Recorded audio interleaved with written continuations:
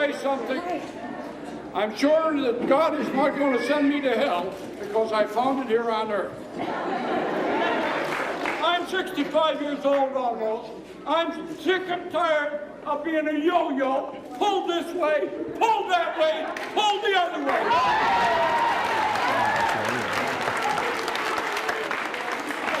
Now somebody's going to say to me, what do you want, Mr. Tracy? After 35 years in this love canal, I'll tell you what I want. Just give me my 28.5 that you appraised my house for. All I want is my 28.5 and give it to me tonight, and I'll go down that road, and I'll never look back at the love canal again.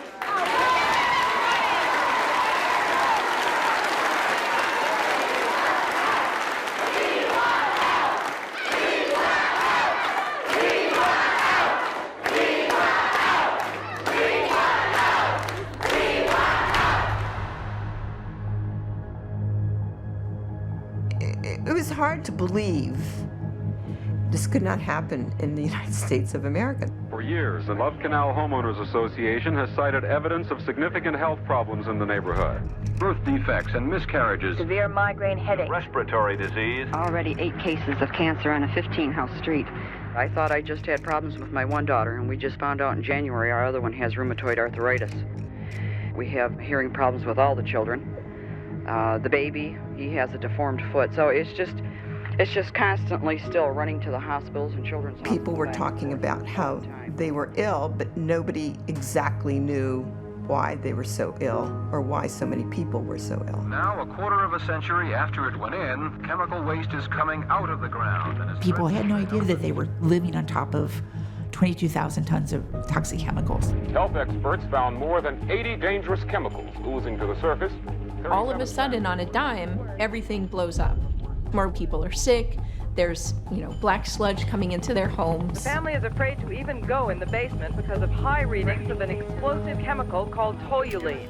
Love Canal was the first chemical disaster to unfold before Americans' eyes. We are dying, literally dying from benzene. We're getting cancers from all these other compounds. Now you talk about nerve gas, there's just no way. It's much worse than I even imagined.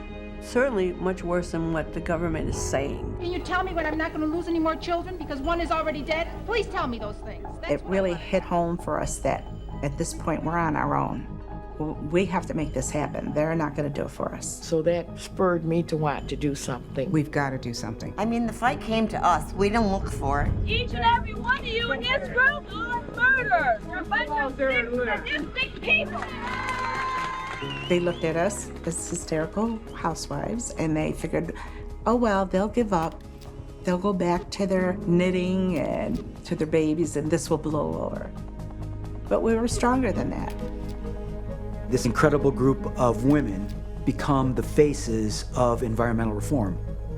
But there was absolutely no roadmap. I'm sick of being a guinea pig. I want out. Test me later, but my God, get me out now and my kids.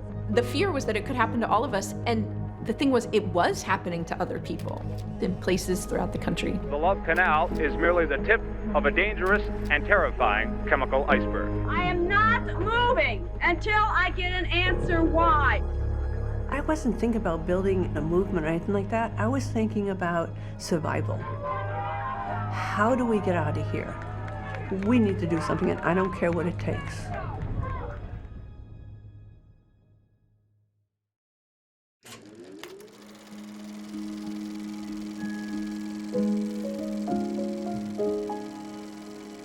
It was just such a nice neighborhood. To a child, oh my goodness, they had fun there.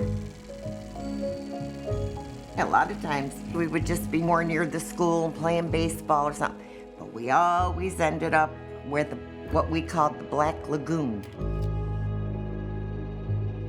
On the surface, it had like an oily substance to it, like a green and a blue.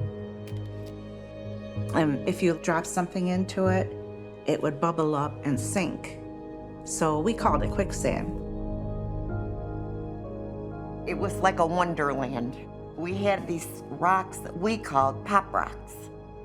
And we used to just slide them across, and they would actually have a flame. It was like fire. And all I remember, my mother always yelled about our shoes. This one time, she had bought me new sneakers. And I came home and she said, "What? It looks like your sneakers are burnt. What happened to all the rubber around it? You're not getting new sneakers. What are you doing?" "I'm just playing at the school." I mean, nobody went and investigated and said, "Why are these shoes burnt?"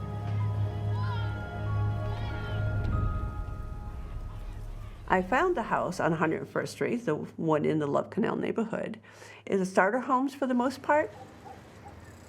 And it was the perfect neighborhood from my perspective.